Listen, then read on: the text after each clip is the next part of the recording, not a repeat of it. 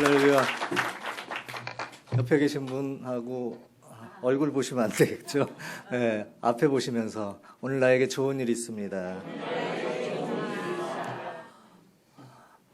이제 그 자녀들의 결혼 때문에 많이 기도하시고 해서 결혼을 시켰는데 그걸로 끝났다고 생각했는데 그게 아니지 않습니까? 예, 저도 이제 대교구 또 이렇게 성도님들을 만나게 되면 권사님들이 하시는 얘기가 결혼시키면 끝난 줄 알았더니 또 애 돌봐줘야 될 그 타임이 돼서 너무나 바쁘다고, 그리고 안고서 아이들을 키우시는 또 권사님들은 팔도 아프시고 허리도 아프시다고 그런 얘기를 하신 것을 제가 들었는데, 그런데 권사님들이 가끔 저한테 그런 얘기를 하시더라고요. 목사님 피자 좋아하세요? 그러는 거예요. 그래서 아니 권사님이 피자를 잘 아세요? 그랬더니 아이들 키우다 보니까요, 피자를 어쩔 수 없이 먹게 된다고 그렇게 얘기하시더라고요. 그래 권사님들이 이제 어린 손주들을 보게 되니까 떡볶이도 잘 드셔야 되고 피자도 잘 드셔야 되고 닭고기도 치킨도 잘 드셔야 될 그런 시간들이 있으신 것 같아요.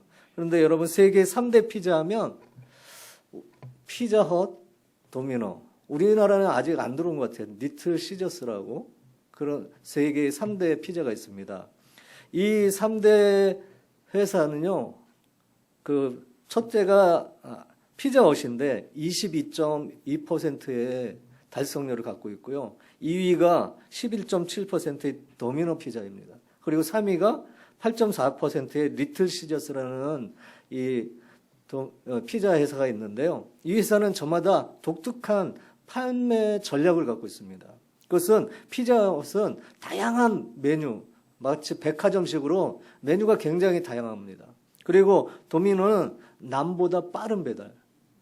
예전에 30분 내로 피자 배달을 해서 배달이 안 되면 그 페널티를 물고 했던 그런 적이 있었습니다. 그리고 리틀 시저스는 싼 가격으로 판매 전략을 세웠다고 합니다. 그런데 이런 특징이 그들을 세계 1, 2, 3위의 회사로 만들었는데 가까운 근래에 파파존스라는 회사가 갑자기 등장을 했습니다. 이 파파존스는 36살의 슈네트라는 젊은 사장이 만드는 회사입니다. 그런데 매출이 매년 2배 이상 뛰어오르고 있다고 합니다. 그래서 앞으로 전문가들이 이 파파존스가 기존의 3대 피자 회사를 분명히 앞지를 것이라고 지금 예측을 하고 있는데, 이 파파존스가 갑자기 이렇게 큰 이유가 있었습니다. 그랬더니 그거를 확인해 봤더니요, 그들은 이런 얘기를 했습니다. 피자의 본질로 승부를 한다. 여러분, 피자의 본질이 뭡니까? 두말할 것 없이 피자는요, 맛있어야 돼요. 그리고 영양이 있어야 됩니다. 즉 맛과 영양으로 승부한다는 겁니다. 최고의 재료를 사용해서 최고의 맛과 영양으로 고객을 끌어들인다는 겁니다. 그것이 그 파파존스를 이렇게 피자 회사 크게 성장시키는데 기본이 됐다는 겁니다. 우리 신앙의 여러분, 본질은 무엇입니까? 신앙생활에서 가장 중요한 것이 뭡니까? 기도하는 거, 봉사하는 거, 헌금하는 거, 전도하는 거 다 중요합니다. 그런데 그것보다 가장 더 중요한 것은 신앙의 본질이고, 우리 신앙생활에서 가장 중요한 것은 바로 예배인 줄 믿습니다. 예배가 왜 중요할까요? 첫 번째로요, 하나님이 예배하는 자를 찾으시기 때문입니다. 예수님이 23절에 이렇게 말씀하셨습니다. 아버지께 참되게 예배하는 자들은 영과 진리로 예배할 때가 오나니 곧 이때라. 아버지께서는 자기에게 이렇게 예배하는 자들을 찾으신다고 했습니다. 하나님께서 참된 예배를 드리는 자를 찾고 계신다는 겁니다. 여러분, 사실 성경 전체는요, 예배라는 관점에서 볼 수가 있습니다. 성경 전체가 예배의 교과서입니다. 창세기는 예배의 대상이 누구인가를 말합니다. 그리고 출애굽기는 그의 백성들을 왜 출애굽시켰는지 그 이유를 설명하고 있는데, 그것은 바로 예배를 위해서라는 겁니다. 레위기는 예배 드리는 방법에 대해서, 역사서는 예배 잘 드리는 사람은 복을 받고 그렇지 않은 사람은 징벌을 받는다, 그것을 보여주고 있습니다. 또 시가서에는 어떻게 우리가 하나님을 찬양할 것인가 예배의 내용들이 있습니다. 그리고 선지서는 이스라엘 백성들이 예배를 잘 드리지 못해서 바벨론의 망한 이야기, 그리고 다시 예배를 회복하여 축복받는 이야기들로 가득 차 있습니다. 여러분, 이렇게 우리 삶도 마찬가지입니다. 성도의 모든 삶은요, 예배의 중심으로 이루어져야 될 줄 믿습니다. 여행을 하다가도 주일 되면 반드시 돌아와서 모든 계획도 예배를 중심으로 되어야 될 줄 믿습니다. 하나님께서는 우리를 죄 가운데서 불러주셔서 구원주시킨 이유도 예배 드리는 사람이 되게 하시기 위함이라는 겁니다. 이처럼 우리는 예배 드리기 위해서 존재한다는 사실을 절대로 잊어서는 안 될 줄 믿습니다. 하나님은요, 예배를 드리는 자를 찾고 계십니다. 두 번째, 그런데 하나님께 어떻게 우리가 예배를 드려야 될까요? 하나님께 예배를 드리되 영과 진리로 드려야 됩니다. 오늘 본문 사마리아 여인이 예수님께 질문을 합니다. 20절 봅니다. 주여, 내가 보니 선지자로소이다. 우리 조상들은 이 산에서 예배하였는데 당신들의 말은 예배할 곳이 예루살렘에 있다 하더이다 라고 질문했습니다. 사마리아 사람들은 그리심이라는 산당에서 예배를 드렸습니다. 유대인들은 예루살렘에 있는 성전에서 예배를 드렸습니다. 그러면서 서로 자기들의 예배 장소가 옳다고 목청을 높여 싸웁니다. 그렇게 된 배경이 있었습니다. 이스라엘의 3대 왕 솔로몬이 예루살렘에 성전을 짓고요, 아주 감격했습니다. 해먹에 오랫동안 하나님의 법궤가 방치되어 있었는데 그 법궤를 성전으로 모셨습니다. 그리고 거창하게 성전에 헌당식을 드렸습니다. 그리고 수십 년간 유대인들은 예루살렘 성전에 와서 예배를 드립니다. 그런데 솔로몬의 그 잘못된 행위로 말미암아 나라가 둘로 갈라집니다. 그리고 남쪽에는 유다가, 북쪽에는 이스라엘이 나눠지는데 여로보암이 북왕국의 이스라엘 왕이 되었습니다.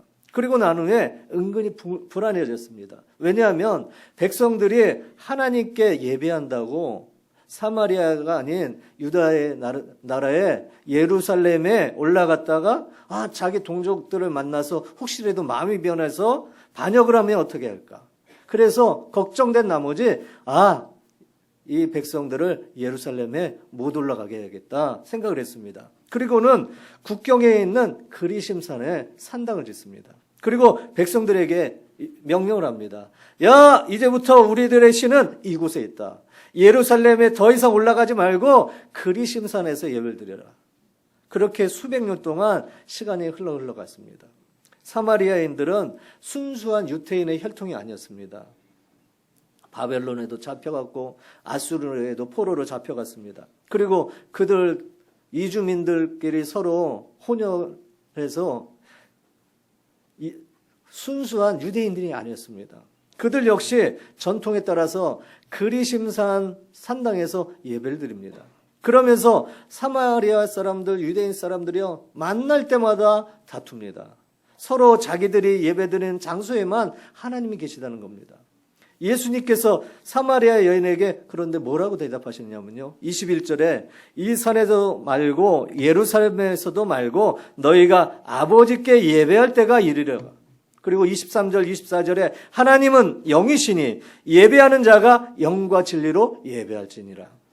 예수님은 지금 장소가 중요한 것이 아니라 예배를 어떻게 드리느냐가 더 중요하다고 말씀합니다. 여러분, 예배를 어떻게 드려야 합니까? 영과 진리로 드려야 된다는 겁니다. 하나님은 영이시기 때문에 영적인 예배를 받으십니다. 몸은 우리가 예배당에 성전에 나와 있는데 마음에 다른 곳에 가 있는 사람 있지 않습니까? 입으로는 찬송을 잘 따라 부르고요, 기도도 하는 것 같아, 헌금도 하는 것 같습니다. 그런데 그의 영이 잠자는 사람들이 있다는 겁니다. 하나님은 우리의 영과 혼을 담아 찬양하는 것을 듣고 싶어 하십니다.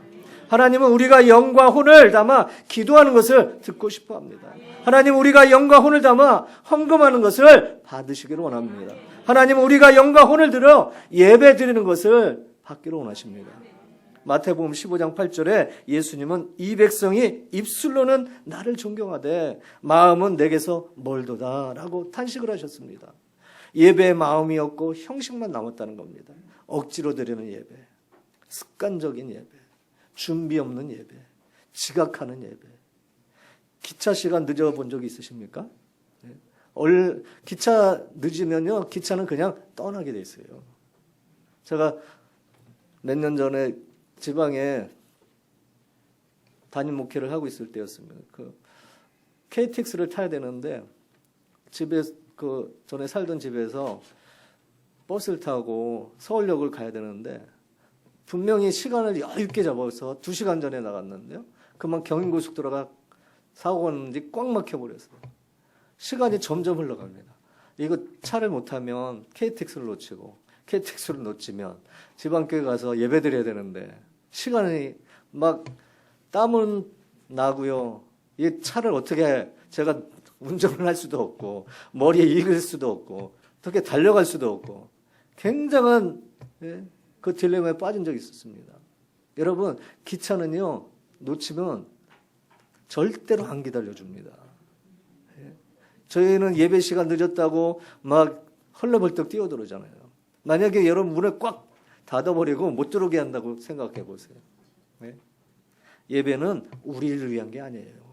많은 사람들이 잘못된 이해 중에 하나가 그런 얘기를 합니다. 오늘 예배 아주 좋았습니다.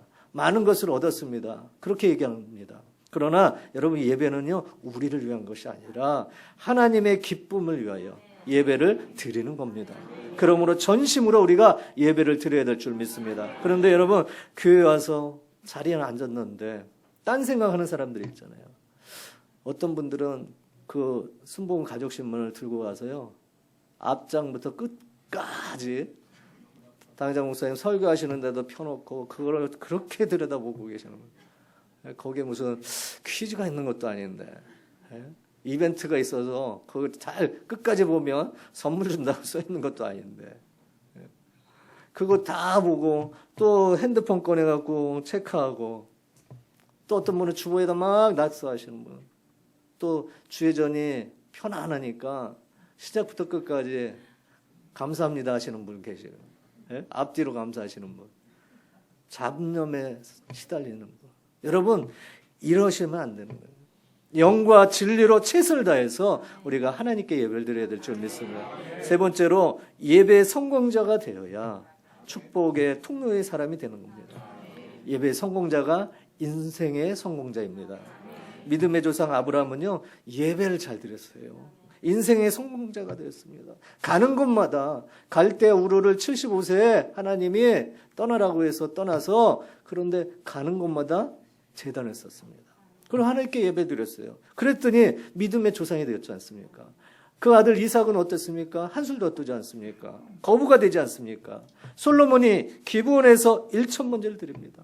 여러분 1,000번제를 드렸다 하는 것은 재물이 1,000개, 1,000일 동안 그 예배를 드렸다. 그 횟수 1,000번이라 그런 말도 되지만 그만큼 최선을 다해서 하나님 앞에 예배에 드렸다는 뜻입니다. 이렇게 솔로몬이 하나님 앞에 예배를 잘 드렸더니 어떻게 했습니까? 하나님께서 너무 감동하셔서 친히 솔로몬을 찾아오셔서 그의 기도를 들어주시고 전무후무한 축복과 지혜를 주셨습니다. 오늘 이 시간에도 하나님께서는 불꽃 같은 눈동자로 다른 사람을 찾는 것이 아니라 누군가 예배를 잘 드리고 있는가 찾고 계신 줄 믿습니다. 락펠러를 아시지 않습니까? 그분의 어머니는 굉장히 믿음이 좋은 분이었습니다. 어머니가 돌아가시면서 아들 락펠러에게 10가지의 유언을 남깁니다. 그런데 거기에 꼭 중요한 얘기가 11조를 꼭 드려라. 목사님 말씀에 항상 순종하라. 그런데 10가지의 가장 첫 번째가요, 예배에 가는 것이었습니다. 그의 어머니는 아들 록펠러에게 너는 예배 전 30분 전에 도착하여 언제나 맨 앞자리에 앉아서 하나님께 가장 정성껏 예배를 드려라. 유언을 남깁니다. 록펠러는요 평생 동안 그 유언을 지켰다는 겁니다. 항상 예배 시간에 제일 앞자리에 나와서 예배를 드렸다는 겁니다. 결국 하나님께서 그의 모습을 보시고 엄청난 복을 부어주신 줄로 믿습니다. 그러므로 이제부터 예배 인생에 여러분 승부를 거시길 바랍니다. 예배에 최선을 다하시기 바랍니다. 어느 글에 보니까요, 미국에 시애틀이라는 도시가 있습니다. 우리 한국 날씨하고 비슷해갖고 한국 사람들이 많이 살고 있는 그런 도시인데 거기에 세계적으로 유명한 4사람이 거기에서 배출이 됐다고 합니다. 그런데 공교롭게도 4명 모두가 대학에서 공부를 마치지 못했습니다. 고등학교 졸업장만을 가지고 있었는데 근데 그 사람들이 오늘날 세계에서 가장 큰 영향력을 미치는 최고의 인물이 되었습니다. 그 중에 한 사람이 바로 빌 게이츠입니다.